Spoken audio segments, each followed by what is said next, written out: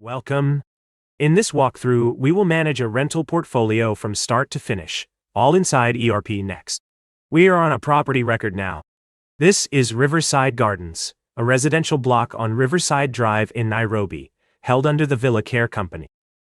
Every property breaks down into units, and here is that list. Riverside Gardens has 2 are occupied and earning rent, and 1 is vacant and ready to let, so you can see occupancy at a glance. Now let us open a lease because everything downstream flows from it. A lease is simply the rental agreement between a tenant and a unit.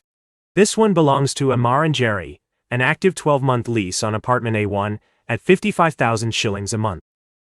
Look at what the lease holds: the rent, the term, the billing day, and a linked security deposit. Because rent invoicing, deposits, and the tenant ledger all read from this one agreement, you enter the details once, and the system keeps everything consistent. From that lease, ERP Next raises a rent invoice each month. This is Amara's rent for this month, a standard submitted invoice with full ERP Next accounting behind it and nothing bolted on. Notice the status at the top reads paid, and the invoice links straight to its payment entry, which is the record of the money received. So the tenant ledger stays up to date in real time. And as you saw in the payments walkthrough, this posting can be fully automated. Rent that arrives in the bank is matched to the tenant on their reference and settles the invoice, with no manual entry from your team. Maintenance lives in the same place.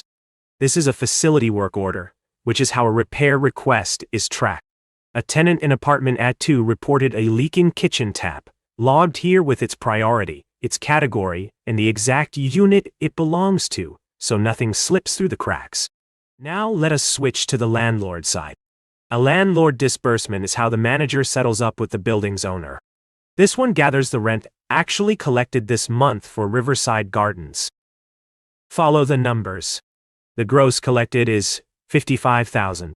Villa Care's 10% management fee, 5,500, is deducted automatically, leaving a net payable of 49,500 to the landlord. The split is calculated for you. Finally, it all rolls up into the property executive dashboard, your single management view. Occupancy, the active leases, the monthly rent roll, deposits held, and open work orders are all here together. Total units, occupy against vacant, rent by property, and collections. This is your whole portfolio at a glance, updating itself as leases, invoices, and payments move.